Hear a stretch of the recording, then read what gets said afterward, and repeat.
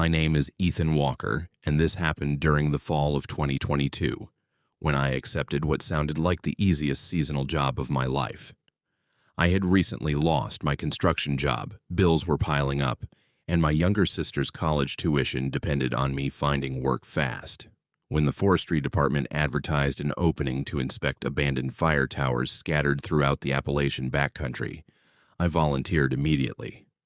The pay was surprisingly good, and all I had to do was hike to each tower, document its condition, and report back before winter closed the mountain roads. The old supervisor handed me a faded paper map instead of GPS coordinates. Before I left, he looked unusually serious. "Whatever happens," he quietly said, "if you reach Tower 7 after sunset, don't climb it." I laughed. He didn't. I brushed off the warning during the 3-hour drive into the mountains. Every old-timer had ghost stories, especially in Appalachia. I figured Tower 7 probably had rotten stairs or unstable platforms, and the supervisors simply wanted to scare new employees into being careful. My first 2 inspections went smoothly. The towers were rusted, abandoned, and slowly being reclaimed by nature. Birds nested inside broken observation rooms, while vines wrapped around twisted metal staircases. Everything felt lonely, but perfectly explainable. Near sunset on the second day, however, I reached a narrow dirt road that wasn't marked on any modern map. Nailed to a dying oak tree stood a weathered wooden sign. Tower 7. Someone had carved fresh words underneath with a hunting knife. "If the light is on, you're already too late." For the first time since arriving in Appalachia, I seriously considered turning around. The warning stayed in my head as I parked beside the overgrown trail. Every instinct told me to wait until morning, but the forecast predicted heavy rain overnight, and my supervisor expected my report the next afternoon. I convinced myself the carved message was nothing more than a cruel prank left behind by local teenagers or hunters trying to scare hikers away. Slinging my backpack over one shoulder, I started climbing the narrow trail toward Tower 7. The forest felt different from every place I had visited before. There were no birds calling from the branches. No insects buzzed around the fallen logs. Even the wind seemed unwilling to enter that valley. The only sound was my own boots crunching through dead leaves. About halfway up the ridge, I noticed something strange nailed to several trees. Small wooden crosses, blackened by age and weather. Every one of them faced uphill toward the fire tower. None pointed back down the mountain, as though they had been placed to warn people away rather than guide them home. Another 20 minutes of climbing brought the tower into view above the treetops. It was taller than the others I had inspected, its rusted steel frame disappearing into the gathering fog. The observation cabin at the top looked abandoned, yet a faint yellow glow leaked through one of the dusty windows. I immediately remembered the words carved into the sign. "If the light is on, you're already too late." I checked the map again, expecting to find another ranger station nearby, but there was nothing for miles in any direction. No power lines crossed the mountain. No generators were listed. The tower had officially been abandoned for nearly 20 years. My radio crackled with sudden static before a weak voice broke through. It wasn't my supervisor. It sounded like an elderly man whispering only 4 words. "Don't let it see you." The transmission ended instantly, leaving nothing but silence as the yellow light inside the tower slowly moved across the window, as if someone or something had just stepped in front of it. Every sensible thought screamed at me to leave, but curiosity has a dangerous way of overpowering fear.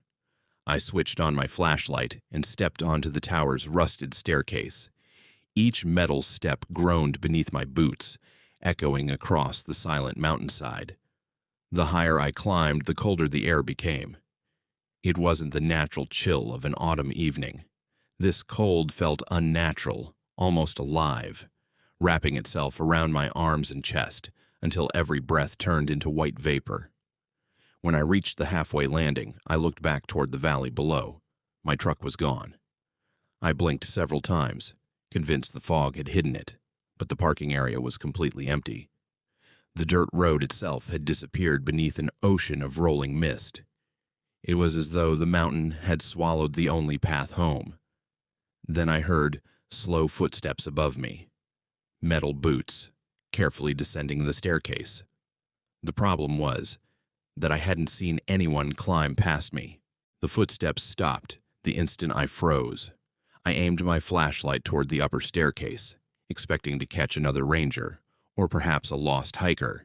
Instead, the beam revealed nothing except rusted railings disappearing into darkness. Still, I could hear breathing, slow, uneven, almost like someone forcing air through damaged lungs. It echoed down the hollow steel frame of the tower, making it impossible to judge where it was coming from. Trying to stay calm, I continued climbing one cautious step at a time. Near the top platform, I noticed deep scratches gouged into the metal supports. They weren't random marks from weather or age. 4 long grooves ran perfectly parallel, as though something with enormous claws had dragged itself around the tower countless times over the years. Before I could inspect them any closer, my flashlight flickered. For less than a second, the beam illuminated a pale human face pressed against the outside of the observation room window, staring directly at me without blinking. When the light steadied again, the window was empty. Every muscle in my body locked as I stared at the empty window.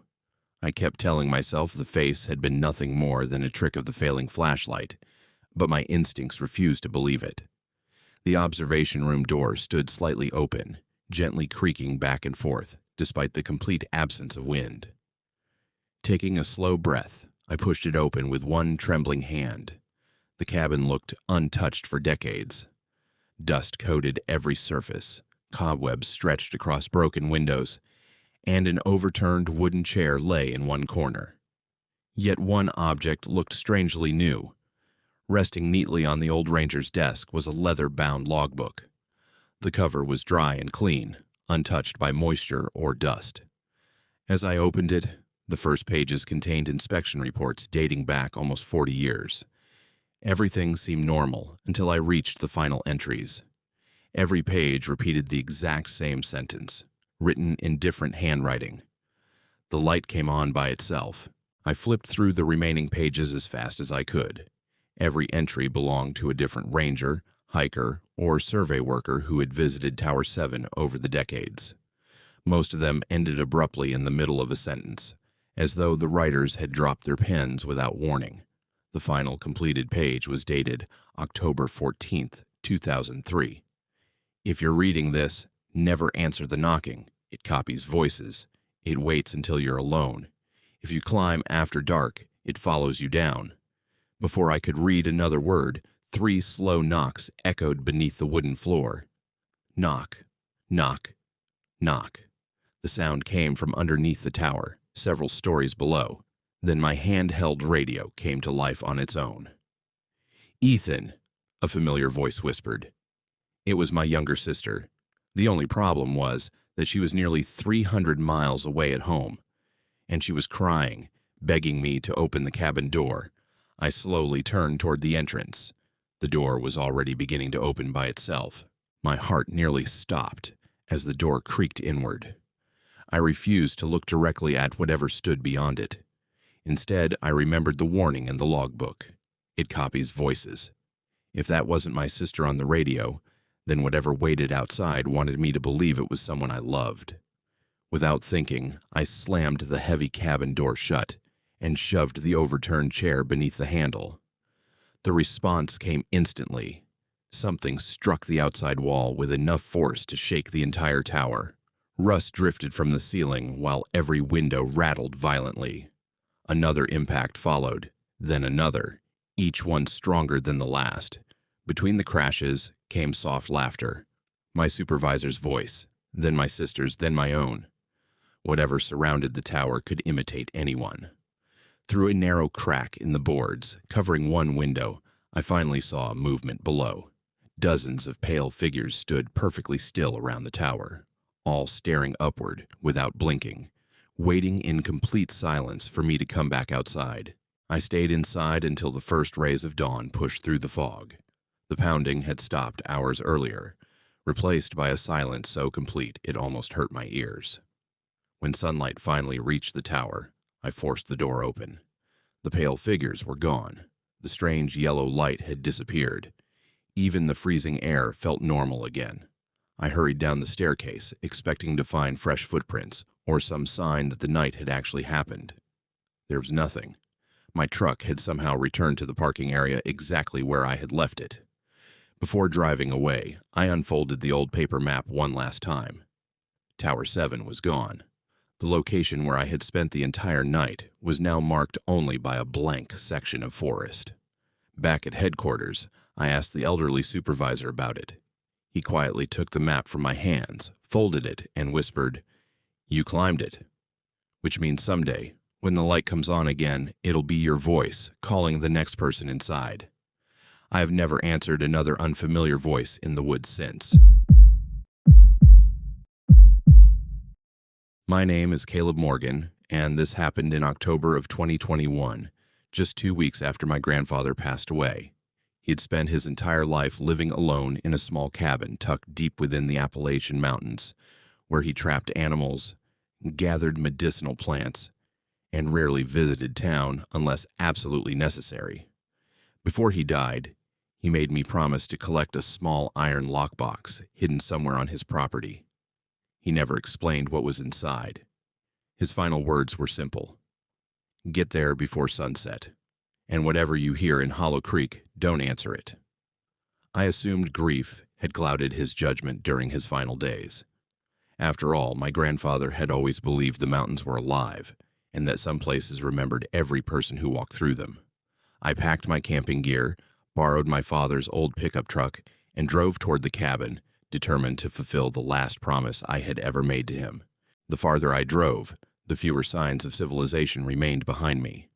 Cell service disappeared nearly an hour before I reached the old logging road leading to my grandfather's property.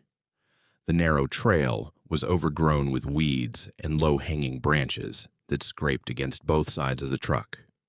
It looked as though no vehicle had traveled there in years. When I finally reached the cabin, I was surprised to find it exactly as I remembered from childhood. The porch swing still creaked in the breeze.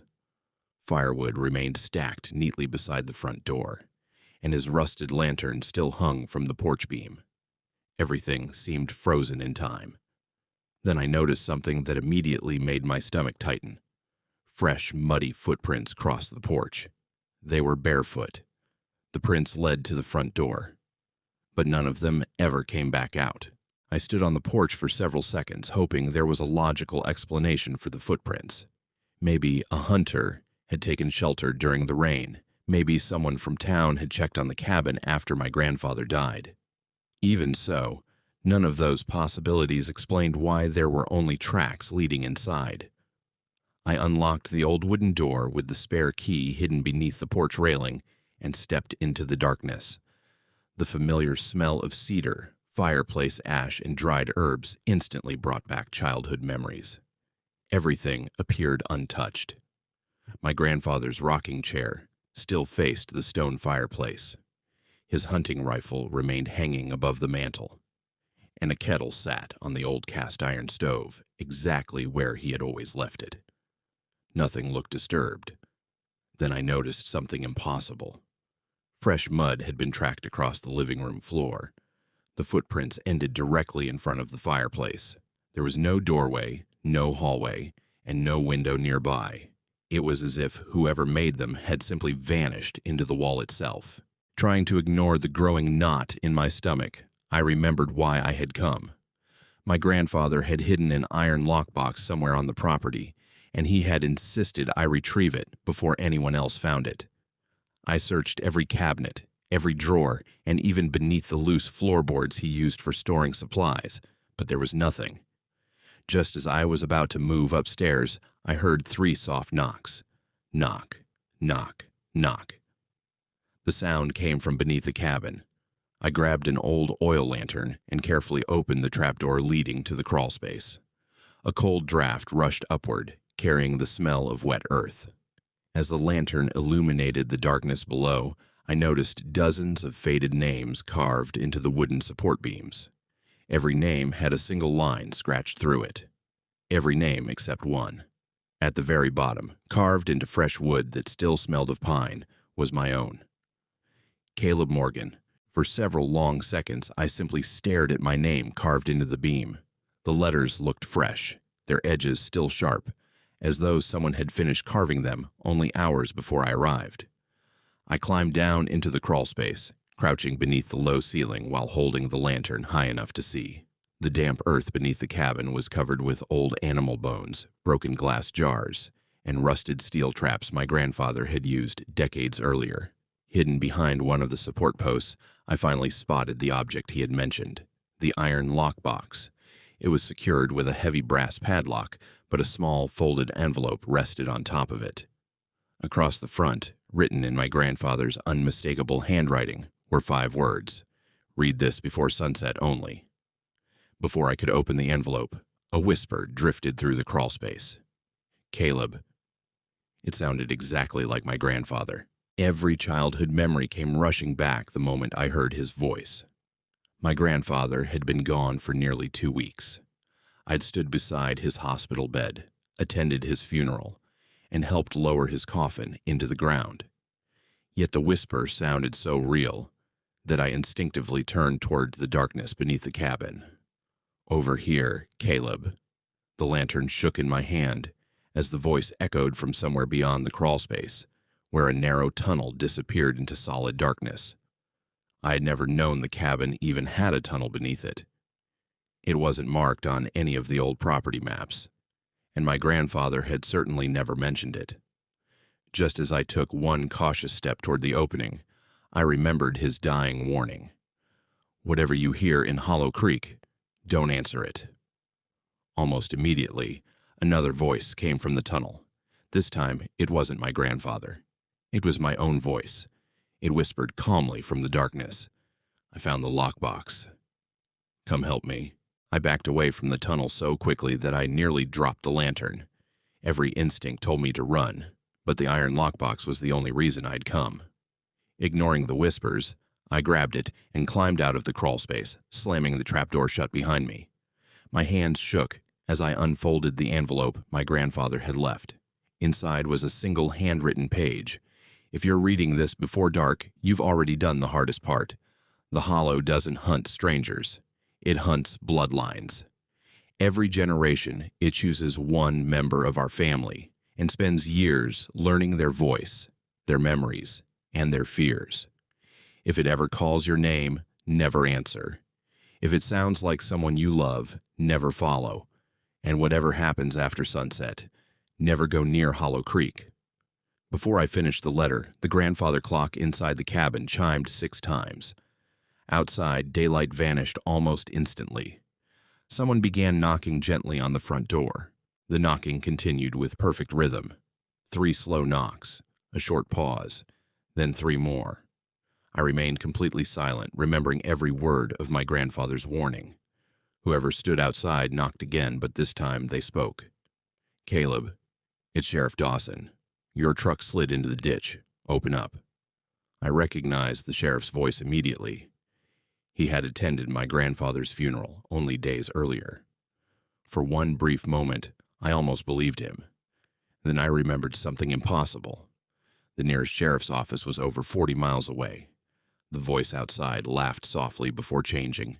Now it became my mother's voice, then my father's, then my best friend Tyler. Each voice begged me to unlock the door, claiming they had come to help. As I slowly stepped backward, something scraped across the cabin roof. Heavy footsteps moved from one end of the roof to the other, far too slow and deliberate to belong to any animal. Dust drifted from the ceiling as the whisper returned. "Come outside, Caleb. We're almost finished learning you." The whispers continued circling the cabin until nearly midnight. Every few minutes, a different familiar voice called my name, trying to convince me that someone I loved was standing just outside. I forced myself to stay away from the windows and kept rereading my grandfather's letter. Then I noticed a final sentence written sideways in the bottom corner, almost as if he had added it at the last second. "When the Hollow loses your voice, leave before sunrise. Never look back." The moment I finished reading those words, complete silence fell over the cabin. Even the footsteps on the roof disappeared. Taking advantage of the calm, I wrapped the iron lockbox inside my backpack and waited beside the front door until the first pale light of dawn appeared through the curtains.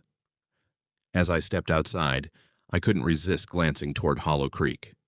Hundreds of motionless figures stood between the trees. Every one of them wore my face. None of them blinked. I remembered the final instruction and forced myself to keep walking without looking back again. Every step toward my truck felt heavier than the last. Behind me, dozens of voices began calling my name in perfect unison, followed by quiet laughter that echoed through the valley. I never turned around. I started the engine and drove away as fast as the rough mountain road would allow. When I returned home, I finally unlocked the iron box. Inside was no treasure. There was only a faded family photograph taken sometime in the 1950s. My grandfather stood beside several relatives I had never met, all smiling at the camera near Hollow Creek. Behind them, barely visible among the trees, stood dozens of identical figures. Each one wore the face of a different family member. Written across the back of the photograph, in my grandfather's handwriting, were the words, "It never takes us all at once. It waits for the next voice." I still receive phone calls some nights from my own number. Whenever I answer, I hear myself whisper, "Come back to Hollow Creek. We're still learning you." My name is Nathan Brooks, and this happened during the opening week of deer season in November 2019. Hunting had always been a family tradition. My father taught me how to track deer before I was old enough to drive, and every autumn we returned to the same stretch of Appalachian wilderness known as Black Pine Ridge. It was remote, steep, and difficult to reach, which was exactly why we loved it. Fewer hunters meant better chances of finding game. That year was different. My father had undergone heart surgery and couldn't make the trip, so I decided to hunt alone for the first time. Before I left, he stopped me at the garage and handed me his old brass compass. "Take this," he said quietly. "If it ever starts pointing uphill instead of north, leave everything behind and run." I laughed, assuming it was just another old mountain superstition. He never smiled back. I reached the Black Pine Ridge trailhead just after sunrise. Frost coated the fallen leaves, and a thin layer of mist drifted between the towering pines. The air smelled of damp earth, pine needles, and wood smoke from cabins miles away. It felt like every hunting trip I had ever taken, peaceful, quiet, and familiar. For the first few hours, everything went according to plan. I spotted fresh deer tracks, crossed a shallow creek, and climbed toward a rocky overlook where my father and I had always set up our tree stand. Around noon, however, I discovered something that didn't belong. A modern hunting blind had been built only 50 yards from ours. Its camouflage fabric was torn open. The folding chair inside lay overturned, and an untouched thermos of coffee still sat beside a loaded rifle. The coffee was still warm. Yet there wasn't a single footprint anywhere around the blind, only a trail of crushed pine needles leading silently uphill into the darkest part of Black Pine Ridge.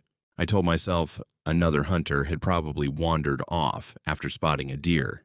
Even so, leaving behind a loaded rifle and a hot thermos made no sense. I called out several times, expecting someone to answer, but my voice disappeared into the trees without a single echo. The deeper silence became almost painful.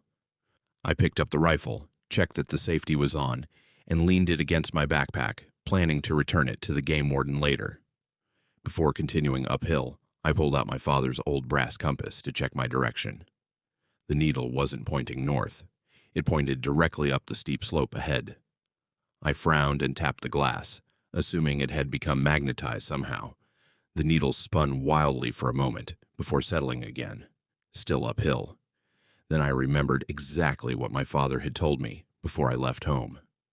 If it ever starts pointing uphill instead of north, leave everything behind and run. At that exact moment, I heard a single rifle shot somewhere far above me. The gunshot echoed across the ridge before being swallowed by the forest. It sounded distant, yet strangely muffled, as if the mountain itself had absorbed the sound. Every hunter knows the difference between a warning shot and a desperate one. This had been fired by someone who wanted to be found. Against my better judgment, I followed the direction of the shot. The climb became steeper with every step, and the forest slowly changed around me. Healthy pine trees gave way to tall black trunks scarred by old lightning strikes. Thick moss covered the rocks, and the temperature dropped so quickly that I could see my breath. Then I noticed dozens of strips of faded orange hunting fabric tied to low branches. They weren't trail markers. Each strip had someone's name written across it in black marker. Most had rotted away with age. One looked brand new. It carried my name. As I stared at it, another rifle shot rang out. This time it came from directly behind me. I spun around so fast that I nearly slipped on the frost-covered leaves. The forest behind me was completely empty. There wasn't another hunter in sight, yet the smell of freshly burned gunpowder drifted through the cold air. My pulse quickened as I reached for my own rifle. Years of hunting had taught me that the mountains could play tricks with sound, but they couldn't create the smell of a gun that had just been fired. Trying to calm myself, I checked the abandoned rifle I had picked up earlier. The barrel was cold, untouched for hours. Whatever had fired the shot wasn't carrying that weapon. Then my brass compass began trembling violently inside my hand. The needles spun in frantic circles before stopping once more, straight uphill. At the same moment, I heard heavy boots crunching through the leaves above me. Whoever, or whatever was walking, had no intention of hiding. The footsteps were slow, deliberate, and matched my own pace perfectly. Determined to identify whoever was following me, I left the trail and climbed toward the sound. The higher I went, the stranger the mountain became. Trees grew farther apart, exposing jagged rocks covered with pale green moss. Every few yards, I found deep impressions in the damp soil. They looked almost like boot prints. Almost. Each print had the length of a man's foot, but only 3 long toes ending in sharp points. Whatever had made them walked upright, and judging by the depth of the impressions, it was much heavier than any human. I knelt beside one track when a low whistle echoed through the trees. It wasn't random. It was the exact hunting signal my father had taught me as a child, a short call we used whenever we became separated in the woods. Relief flooded through me for one impossible second. "Dad," I called before I could stop myself. The whistling ceased immediately. Then something enormous began running downhill toward me. The crashing through the trees grew louder with every passing second. Branches snapped, one after another, as something incredibly heavy barreled straight toward my position. I didn't wait to see what it was. Grabbing my rifle, I sprinted downhill through the pines, slipping over frozen rocks and fallen logs. The footsteps behind me never slowed. In fact, they matched my speed perfectly, staying just close enough to remind me they were still there. After several desperate minutes, I burst into a small clearing where an old wooden hunting cabin stood. I had hunted these mountains for nearly 20 years, yet I had never seen the cabin before. Smoke drifted lazily from its stone chimney, and warm orange light glowed behind the dusty windows. Relief washed over me as an elderly man stepped onto the porch carrying an old lantern. "Get inside," he shouted urgently. "It's already following you." The old man slammed the cabin door the instant I stepped inside. Without saying a word, he locked 3 heavy iron bolts and pulled thick curtains across every window. The room smelled of burning oak and old leather. Animal skulls hung from the walls, beside faded photographs of hunters I had never seen before. My heart was still racing when I noticed something unusual. Every clock inside the cabin had stopped at exactly 4:17. The old man followed my gaze and sighed. That's when it started calling people uphill. Before I could ask what he meant, he placed my father's brass compass on the table. I hadn't realized I had dropped it while running. "I've seen that compass before," he said quietly. "Your father came here 30 years ago." My blood ran cold. He survived because he never looked at it. At that exact moment, 3 slow knocks echoed against the cabin door. Then my father's voice called from outside. "Nathan, open the door. I found your deer." My father was at home recovering from surgery. The old man raised a trembling finger to his lips, warning me not to make a sound. My father's voice outside became more desperate with every passing second. "Nathan, sure, please. I can't breathe out here."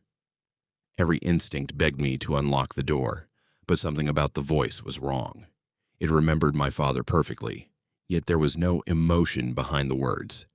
It sounded like someone reading lines from a script they didn't fully understand.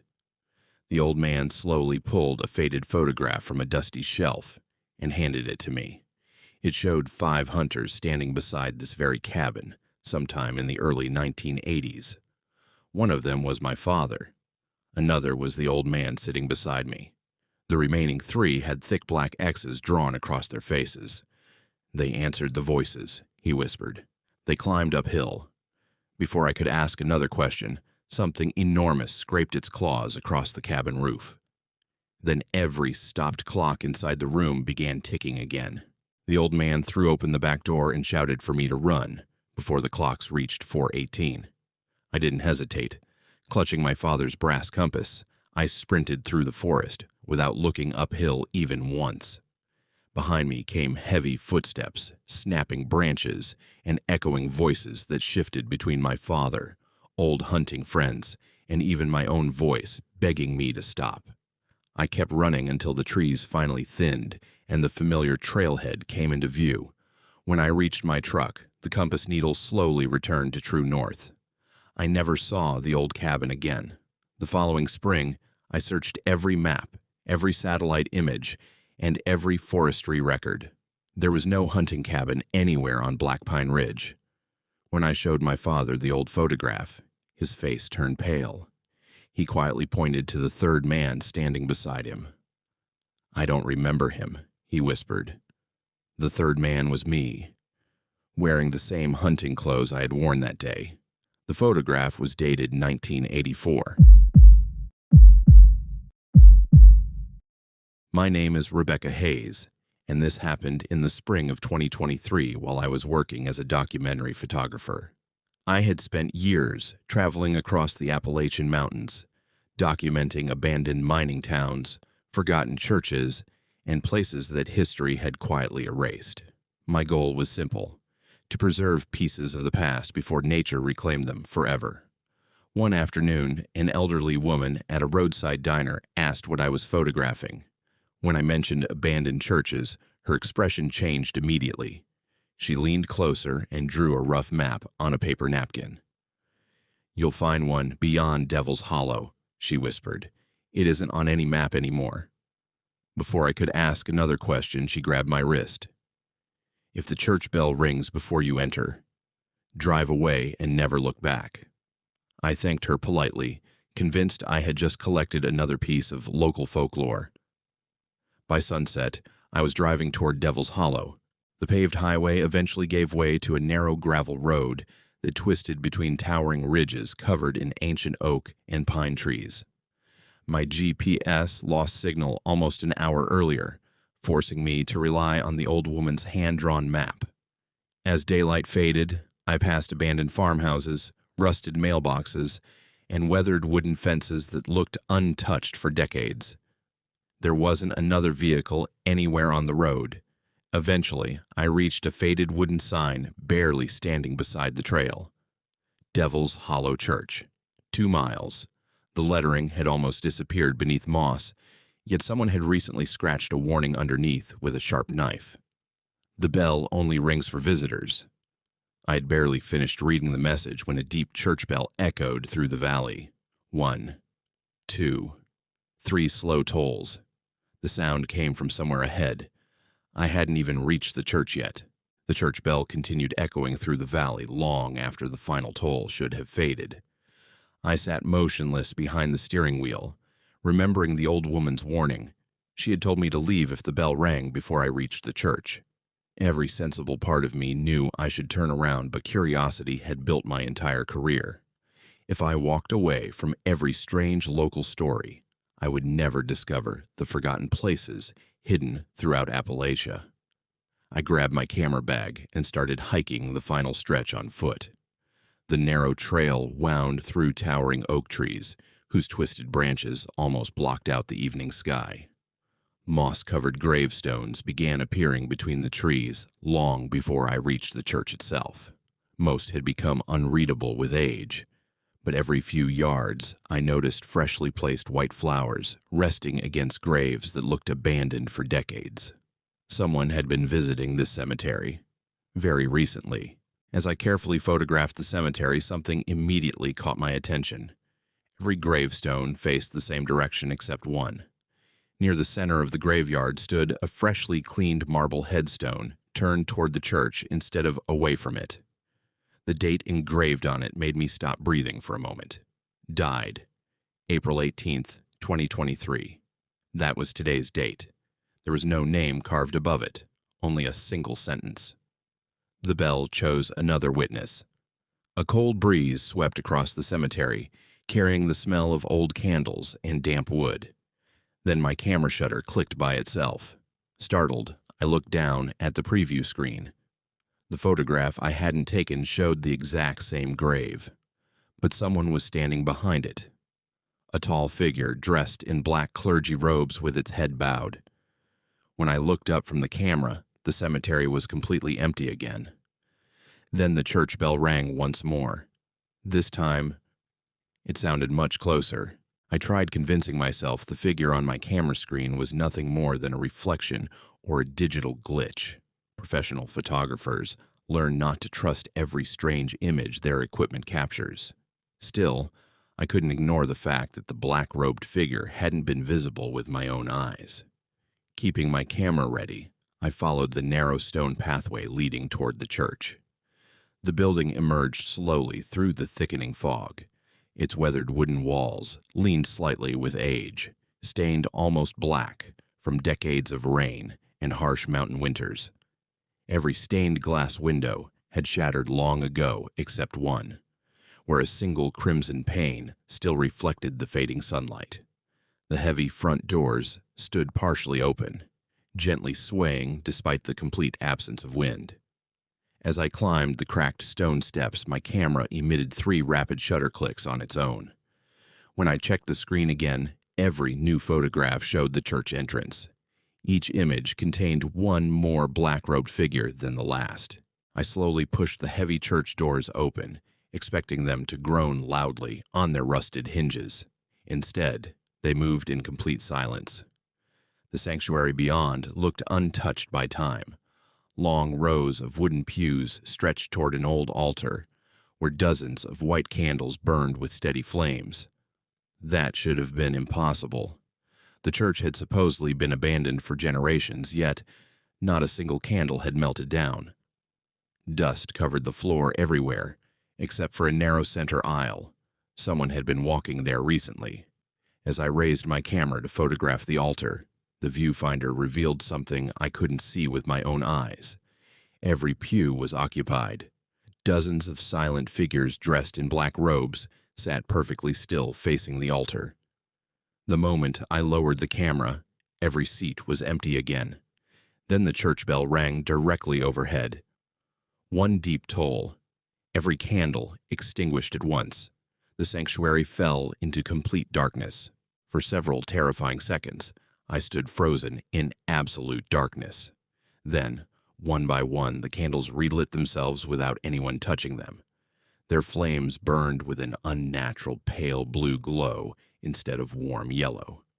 The strange light revealed something that hadn't been there moments earlier. The pews were occupied again. Only this time, the black-robed figures weren't facing the altar. Every one of them had turned toward me. Their faces remained hidden beneath deep hoods. Yet I could feel hundreds of unseen eyes watching my every movement. My camera suddenly beeped, indicating that facial recognition had detected multiple people inside the sanctuary. Curious despite my fear, I looked at the display. Boxes appeared around every hooded figure. Each box displayed the same message: No face detected. Then one figure in the front pew slowly stood. Without lifting its head, it pointed silently toward a narrow staircase leading beneath the church. Every instinct screamed at me to run, but another part of me desperately wanted to understand what this forgotten place was hiding. Keeping my camera raised, I slowly approached the stone staircase. The hooded figures never moved again. They simply watched in complete silence as I descended beneath the church. The underground chamber was much larger than the sanctuary above. Ancient stone walls were covered with faded religious carvings, unlike anything I had ever photographed before. Hundreds of melted candles surrounded a circular stone platform in the center of the room. Resting on top of it was a massive bronze church bell, far too large to have ever hung in the small steeple above. Someone had carved hundreds of names into its surface. Every name had been scratched out, except one. Freshly engraved across the polished bronze were the words, "Rebecca Hayes." Before I could step back, the enormous bell swung by itself. Its deafening toll echoed through the chamber. From upstairs came the sound of every hooded figure rising to their feet at exactly the same moment. The bell's thunderous toll shook the underground chamber, sending centuries of dust raining from the ceiling. Instantly, footsteps echoed above me, not one pair, dozens. They moved in perfect rhythm across the sanctuary floor, slow and deliberate, as though an entire congregation had begun walking toward the staircase. My camera suddenly flashed without my touching it. The image that appeared stole the air from my lungs. It showed me standing beside the bronze bell. Behind me stood every hooded figure, but they were no longer faceless. Each one wore my face. Some looked younger. Others looked decades older. A few appeared badly weathered, as though they had been buried for years. Across the bottom of the photograph, a timestamp appeared automatically. April 18th, 2037, 14 years into the future. Then a calm voice echoed through the chamber. "You have already photographed your last day." The footsteps stopped directly above my head. I refused to wait and discover what would happen next. Grabbing my camera, I ran up the stone staircase 2 steps at a time. The sanctuary was empty again. The candles had gone out, the pews were deserted, and the front doors stood wide open. I sprinted through the cemetery without looking back, reached my car, and drove until the first signs of civilization appeared. Only then did I finally stop. When I reviewed the photographs on my camera that evening, every image from inside the church had vanished. Every image except one. It showed me standing outside the church at sunset. I was smiling directly at the camera. The problem was, I had been the one holding it. As I zoomed into the background, I saw the church doorway standing open. A black-robed figure watched from the entrance. Its hood had fallen back. It wasn't a stranger. It was me. The metadata on the photograph showed it had been taken exactly 14 years in the future. I never returned to Devil's Hollow, but every April 18th, at precisely sunset, my camera powers itself on. The screen displays only one message. The bell remembers its witnesses. My name is Daniel Carter, and this happened during the summer of 2021 when I accepted a temporary position as a forest ranger in one of the most isolated sections of the Appalachian Mountains. After leaving the military, I struggled to adjust to civilian life. I wanted peace, solitude, and a job that would keep me away from crowded cities. Raven Creek Forest seemed like the perfect place to start over.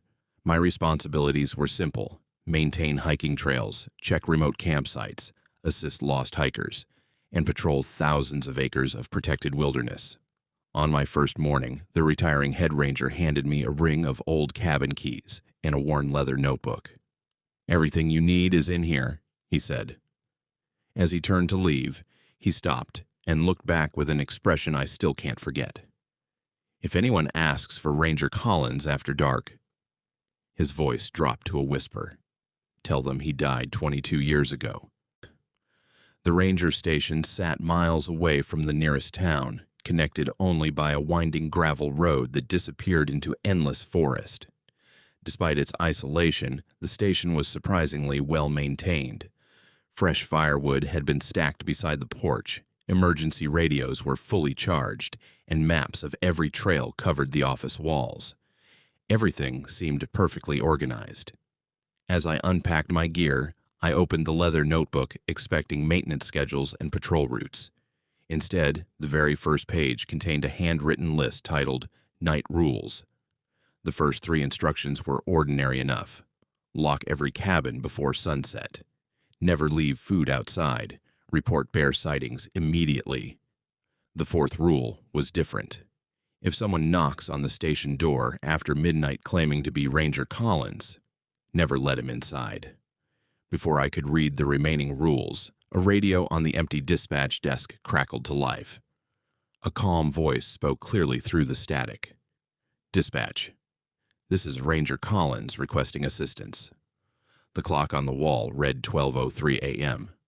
My first shift hadn't officially started yet.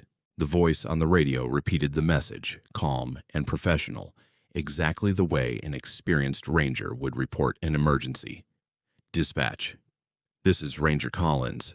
I've located the missing hikers near Raven Falls, requesting immediate backup. I instinctively reached for the microphone before remembering the notebook in front of me. Rule number 4 flashed through my mind. If someone claims to be Ranger Collins after midnight, never answer. I slowly lowered my hand. For nearly a minute, nothing happened. Then another radio sitting on a shelf across the room crackled to life. It was switched off. A third emergency radio inside a storage cabinet suddenly transmitted the exact same message. Soon, every radio in the station began repeating Ranger Collins' request in perfect synchronization.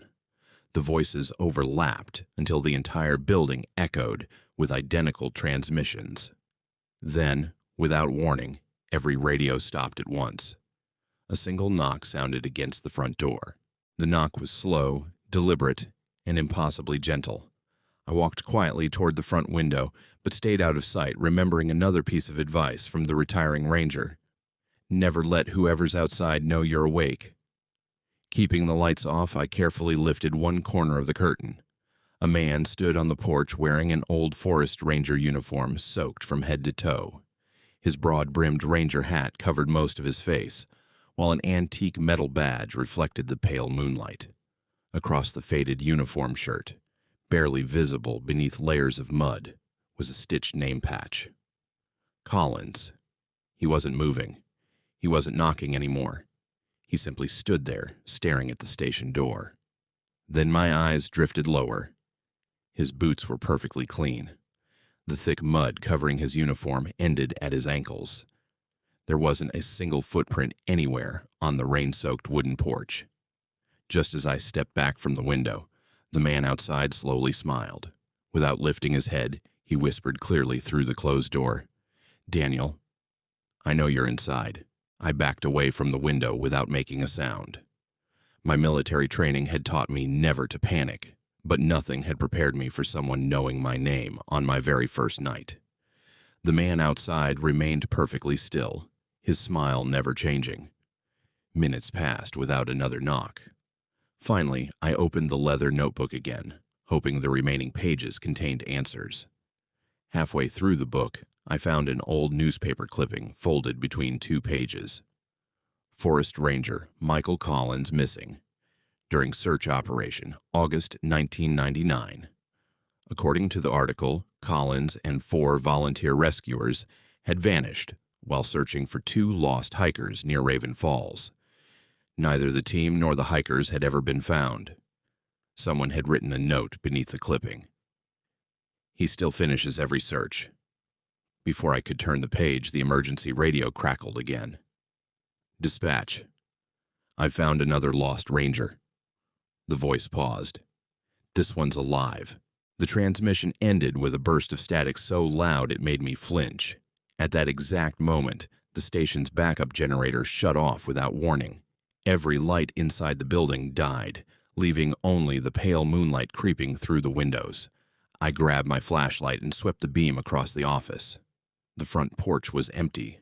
Ranger Collins had disappeared. Relief lasted only a second. Behind the station, a motion sensor alarm suddenly activated. I rushed to the rear window overlooking the equipment yard.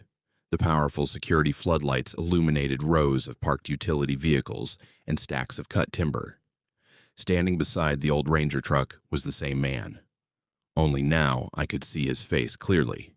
His skin was unnaturally pale, streaked with dried mud and deep scratches. His eyes were completely black, reflecting no light at all. He slowly lifted one arm and pointed toward the forest. Beyond him, dozens of identical ranger uniforms emerged silently between the trees. Every figure wore the same badge. Collins. I couldn't take my eyes off the figures emerging from the forest. They walked in perfect silence, their movements stiff and unnatural, as though they were following an invisible trail only they could see. Every uniform looked decades old, faded by rain and sun, yet each badge reflected the floodlights with unnatural clarity. I counted at least 20 of them before the fog swallowed the rest. Then they all stopped. At exactly the same moment, the radios inside the station exploded with static before one clear voice broke through. "Dispatch. Search team assembled." Another voice answered. "Missing ranger located." Then a third.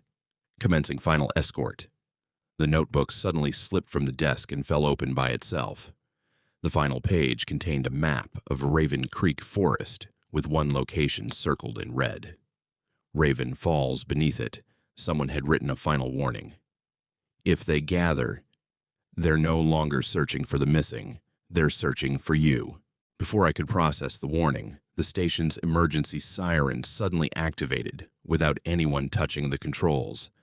A flashing red light began spinning across the office, painting the walls in slow pulses of crimson. At the same time, every radio transmitted the same distress signal. "Officer down, Raven Falls. Immediate response required." The voices sounded frightened now. Human. I rushed to shut the radios off, but none of the switches responded. As the red light swept across the front window, I realized the ghostly rangers had disappeared from the tree line. My relief lasted only a heartbeat. A slow creak echoed above me. I looked toward the station's observation catwalk that overlooked the office. Every one of them was standing there. 20 silent rangers lined the narrow walkway shoulder to shoulder, dripping muddy water to the wooden floor below. Ranger Collins stepped to the front, removed his broad-brimmed hat for the first time, and revealed a face scarred beyond recognition. He looked directly into my eyes. Then he quietly spoke. "Daniel, we've been waiting for someone to finish our last patrol." For a moment, none of us moved. Ranger Collins remained standing on the catwalk, his black eyes fixed on mine, while the other ghostly rangers waited in complete silence behind him. Then he slowly reached into his jacket and removed an old leather-bound patrol log. He tossed it onto the office floor. The book landed at my feet and opened by itself. Every page listed the names of missing hikers, campers, and rangers dating back more than 50 years. Most names had a single line drawn through them in faded black ink. The final page was blank, except for one fresh entry. "Daniel Carter status, awaiting final patrol." As I stared at my own name, Collins spoke again. "You still have a choice." He pointed toward the forest outside. "Walk with us before sunrise. And no one else will disappear this year." Then every ranger slowly turned toward the woods, as if waiting for me to decide. I closed the patrol log, grabbed the station keys, and made my decision. "I won't let anyone else vanish," I said. The moment the words left my mouth, every ghostly ranger nodded in perfect unison before silently walking back into the forest. Collins was the last to disappear. Before fading into the morning fog, he gave me a respectful salute and quietly whispered, "The patrol is yours now." As the first sunlight reached Raven Creek, every radio returned to normal. The ghostly figures were gone, leaving only muddy water on the office floor, and the old patrol log resting on my desk. I still work at Raven Creek Forest today. Most nights are perfectly ordinary. But every year, on the anniversary of Collins's disappearance, the emergency radio activates at exactly 12:03 a.m. The same calm voice always comes through. "Dispatch, this is Ranger Collins." Now I answer. Because somewhere deep in those mountains, another hiker is always waiting to be found before dawn. And every time I return from those impossible patrols, there's one more muddy boot print inside the station, even though I always patrol alone. My name is Lucas Bennett, and this happened in September of 2022, while I was driving across the Appalachian Mountains to photograph abandoned fire lookouts before they were demolished. I'd spent years documenting forgotten places, and I preferred traveling alone. It gave me time to think, and it allowed me to stay in remote locations long after other photographers had packed up and gone home. Late that afternoon, the weather changed without warning. Dark storm clouds rolled over the mountains. Rain hammered against my windshield, and thick fog swallowed the narrow highway. The GPS repeatedly lost signal, forcing me onto an old Forest Service road I didn't remember seeing on my map. Fallen branches littered the muddy trail, and visibility dropped to only a few yards. Just as I began considering turning back, a warm yellow light appeared through the rain. A lonely wooden cabin stood in the middle of the forest. It hadn't been there a few seconds earlier. Relieved to find shelter, I parked beside the cabin and hurried through the pouring rain. The building looked surprisingly well-maintained despite its isolated location. Smoke drifted from a stone chimney, a porch lantern swayed gently in the wind, and fresh footprints led up the wooden steps. Before I could knock, the front door slowly opened. An elderly woman smiled warmly from inside. "You made it just before the storm closed the road," she said. There was something comforting about her voice, and after spending hours alone in the mountains, I gratefully accepted her invitation. The cabin smelled of fresh bread, burning cedar, and old books. Antique furniture filled every room, while framed black and white photographs covered the walls. As I removed my soaked jacket, one photograph immediately caught my attention. It showed the exact same cabin during another storm. Standing on the porch was a young man holding a camera. He looked exactly like me. The date beneath the photograph read, September 14th, 1986. I stared at the photograph for what felt like an eternity. The resemblance was impossible to ignore. The man standing on the porch wasn't just similar to me. He had my face, my beard, even the same weatherproof camera hanging from his shoulder. The only difference was the clothing. His jacket looked like it belonged to another era, and the faded colors suggested the photograph had truly been taken decades ago. The elderly woman noticed my expression, but didn't seem surprised. "Most people recognize someone on these walls," she said softly while placing a steaming mug of tea in front of me. I looked around the cabin more carefully. Every photograph showed a different traveler arriving during a violent storm.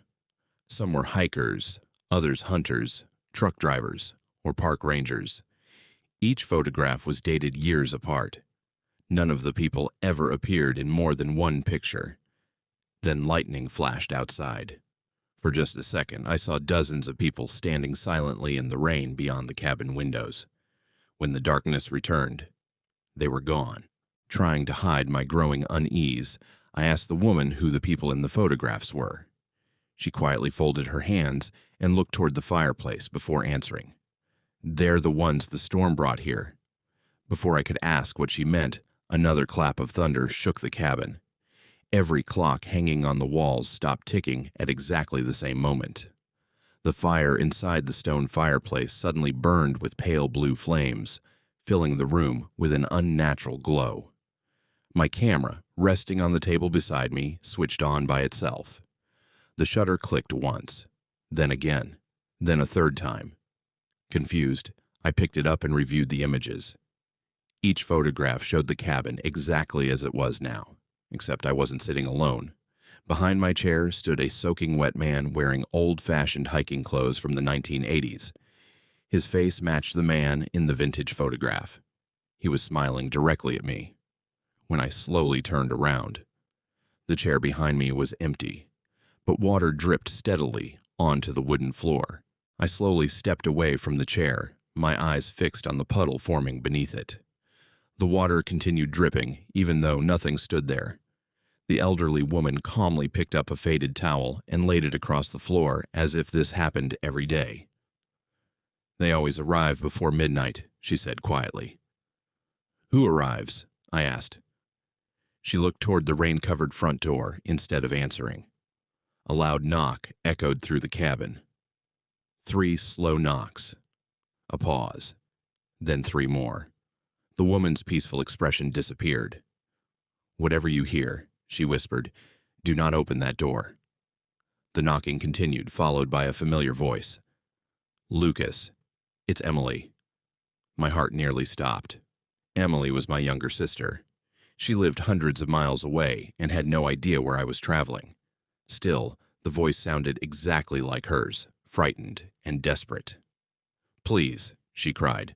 "My car slid off the road." The elderly woman slowly shook her head. The storm learns every traveler's memories. The pleading continued for several minutes. Emily's voice gradually changed from frightened to angry. "Lucas, why won't you help me?" Then it became calm, almost emotionless. "I know you're inside." The elderly woman quietly closed every curtain in the cabin before handing me an old leather journal. "It belonged to the first traveler who survived," she said. Inside were handwritten accounts dating back more than a century. Every survivor described hearing the voices of loved ones outside during violent storms. None had actually opened the door. Near the final pages, I found an old sketch of the cabin. Beneath it, someone had written, "The house appears only when the mountain cannot decide who leaves." Before I could read further, every window in the cabin rattled violently. Heavy footsteps circled the porch. They were far too heavy to belong to a single person. Then dozens of different voices began calling my name at once. Some belonged to family, some to old friends.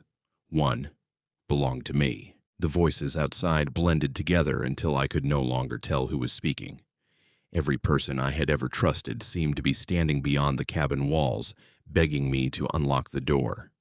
Some laughed, some cried, others whispered memories that only close family members should have known. I pressed my hands over my ears, but the voices somehow grew even clearer. The elderly woman remained surprisingly calm. "They're losing patience," she said. She walked to a tall grandfather clock standing in the corner and opened a hidden compartment beneath its pendulum. Inside rested an old brass lantern with strange symbols carved into the glass. "Take this if the lights go out." No sooner had she spoken than every candle inside the cabin extinguished at once. The fire in the fireplace vanished, leaving only darkness. The brass lantern ignited by itself with a pale blue flame. Outside, the knocking stopped. Complete silence settled over the mountain. Holding the glowing lantern, I followed the elderly woman toward a narrow trapdoor hidden beneath an old woven rug. She pulled the iron ring, revealing a steep staircase descending below the cabin.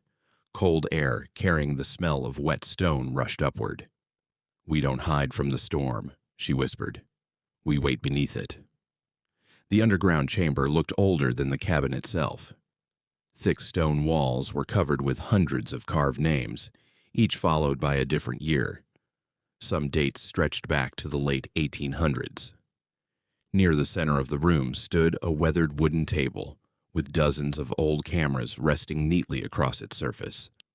Film cameras, Polaroids, digital cameras. Everyone had belonged to a different traveler. Then I spotted my own camera. It was already sitting on the table. I was still holding it in my hands. The elderly woman slowly closed her eyes. "It has started choosing." Above us, the cabin door slowly creaked open by itself.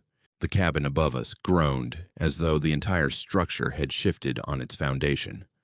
A cold wind rushed down the staircase, carrying the sound of dozens of footsteps moving across the wooden floor overhead. The elderly woman quietly extinguished the blue lantern with her hand.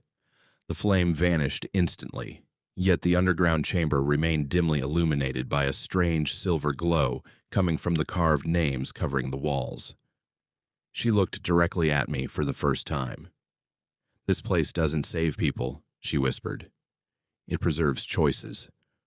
She pointed toward the table where my camera rested. Only now it wasn't alone. Every camera on the table had switched on by itself. Their screens displayed different travelers arriving at the cabin during storms from different decades.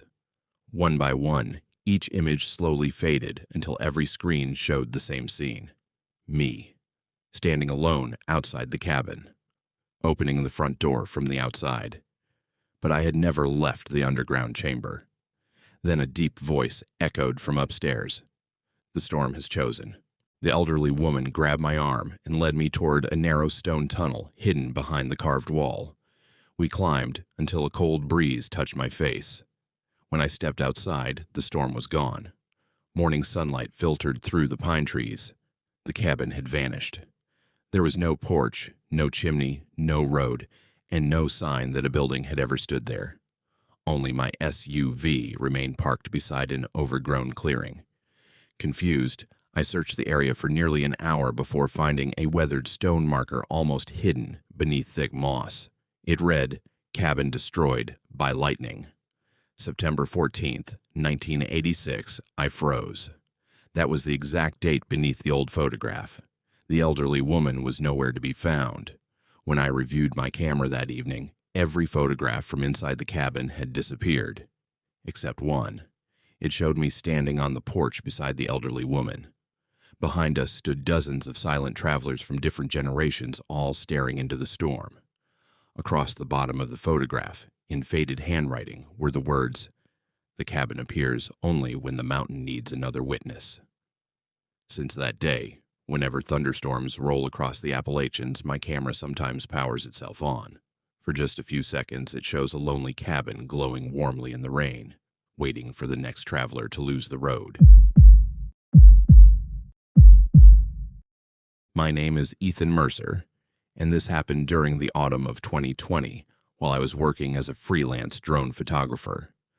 My latest assignment was to document abandoned fire lookout towers scattered across the Appalachian Mountains before several of them were permanently dismantled.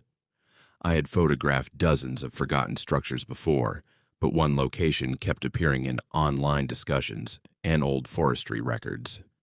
Ashwood Fire Tower. The reports were always strangely similar. Hikers claimed they saw a lantern burning in the tower decades after it had been abandoned.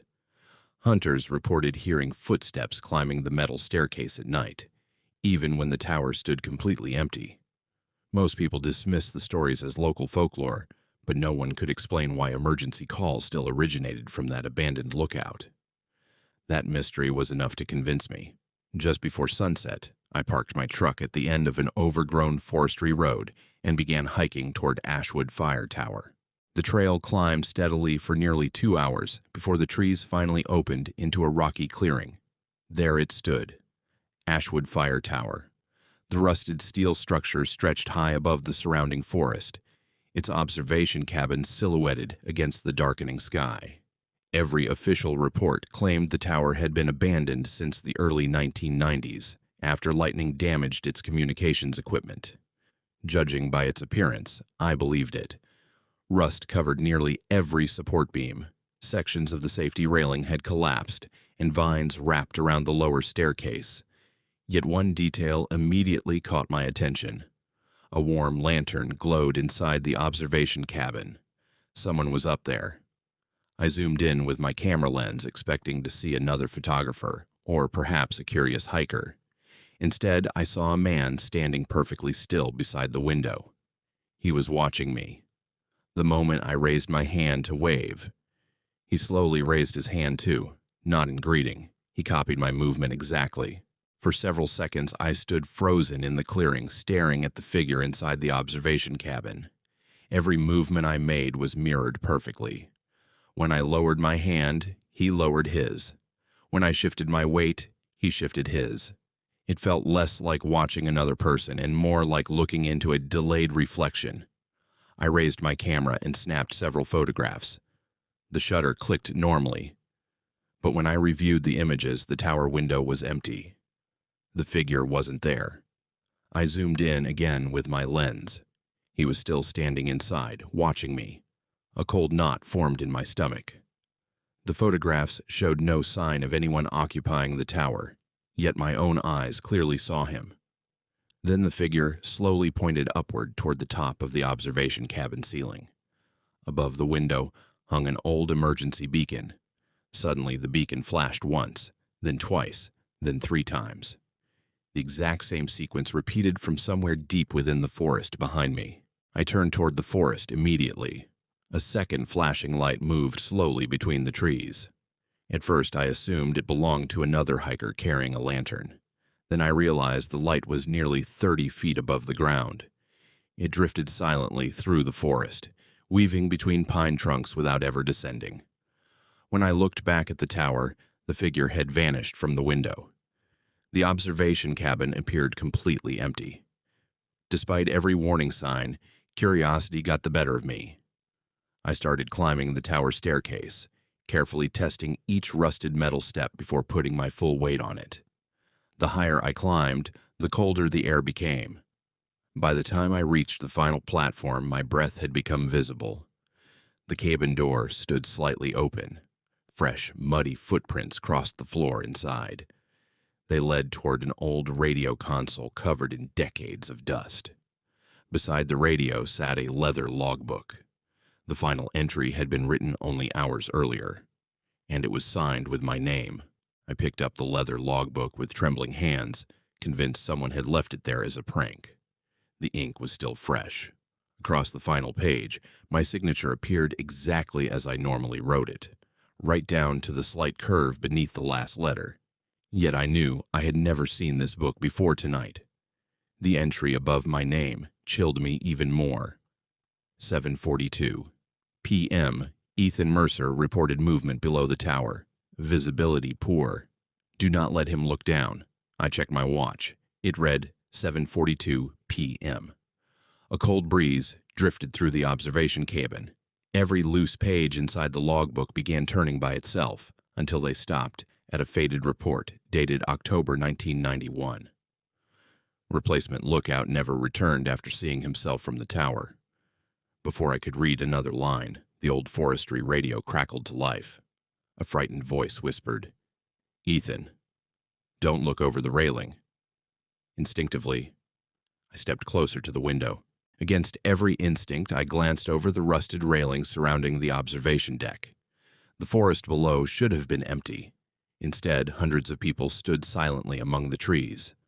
Hunters wearing orange vests, lost hikers carrying backpacks, forest rangers, campers, children. None of them moved. Every face was turned upward toward the tower, toward me. As lightning flashed across the mountains, I realized something even more disturbing. Every person below cast a shadow, except one. Standing directly beneath the tower was the same man I had seen inside the cabin window. He slowly lifted his head. His face was identical to mine. He smiled. Then, at the exact same moment, I felt my own lips pulling into the same smile against my will. I fought desperately to stop it, but my reflection below copied every movement before I made it. The forestry radio screamed with deafening static. Then one final transmission came through. Firewatch to Ashwood Tower. Only one Ethan Mercer is allowed to leave tonight. The words echoed through the observation cabin long after the radio fell silent.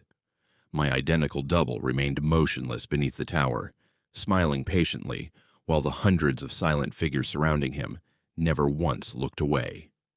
Every instinct told me to run, but the narrow staircase was my only escape, and reaching it meant turning my back on whatever was waiting below.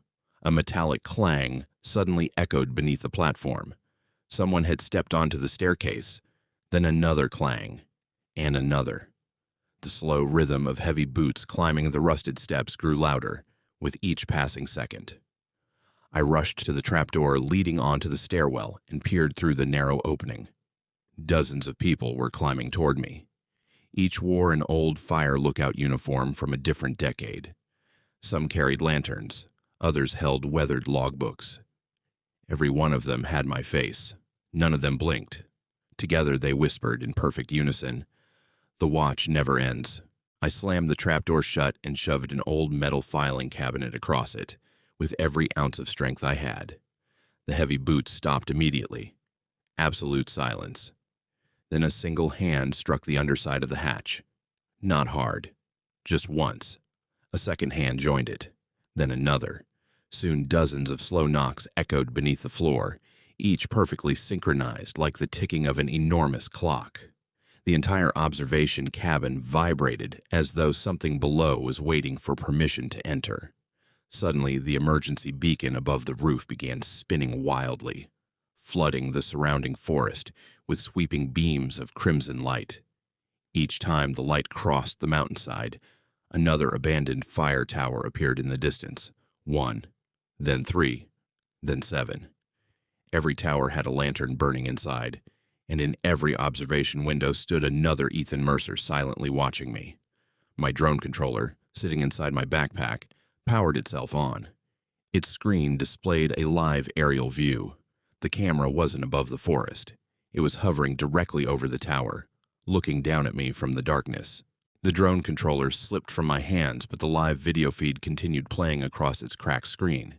The aerial camera climbed higher above Ashwood Fire Tower until the entire mountain came into view. My blood froze. There weren't 7 abandoned towers. There were hundreds. Hidden beneath the dense Appalachian forest, rusted fire towers stretched across every ridge in impossible geometric patterns, their red warning beacons flashing in perfect synchronization. They formed one enormous symbol that couldn't be recognized from the ground, only from above. Every glowing beacon suddenly shut off, except Ashwood's. The observation cabin shook violently as heavy footsteps echoed up the staircase again. This time they weren't slow. They were running. The metal steps groaned beneath impossible weight. The filing cabinet blocking the trapdoor slid backward on its own. The hatch slowly lifted. A hand reached through. It was mine. Not similar. Not identical. Mine. Every scar across the knuckles. Every fingerprint. Then another hand emerged beside it. And another. Dozens of my own hands gripped the edge of the opening. I didn't stop to understand what was happening. The moment the trapdoor burst open, I threw myself through the observation cabin window onto the emergency maintenance platform below. The impact knocked the air from my lungs, but adrenaline carried me down the rusted staircase 2 steps at a time. Behind me, dozens of identical footsteps followed with impossible speed. I reached the forest just as the first rays of dawn touched the mountain. The instant sunlight struck Ashwood Fire Tower. Every sound stopped. When I looked back, the tower stood completely empty. There were no footsteps, no glowing lantern, no open hatch. Only an abandoned fire lookout swaying quietly in the morning wind. Weeks later, I submitted my photographs to the Historical Preservation Office. Every image of the tower had vanished. Every one except the last. It wasn't taken from my camera. It showed Ashwood Fire Tower from high above, exactly as if a drone had photographed it. Standing alone in the observation cabin window was a man wearing my jacket. He was watching the trail below, waiting. The photo metadata listed the photographer as Firewatch, Ethan Mercer. The capture date wasn't in the past. It was dated exactly 1 year in the future. I've never gone back to Ashwood, but every autumn, on the anniversary of that climb, my drone automatically powers itself on at sunset. The live feed always shows the same lonely fire tower, and someone is always standing in the window, waiting for me to return.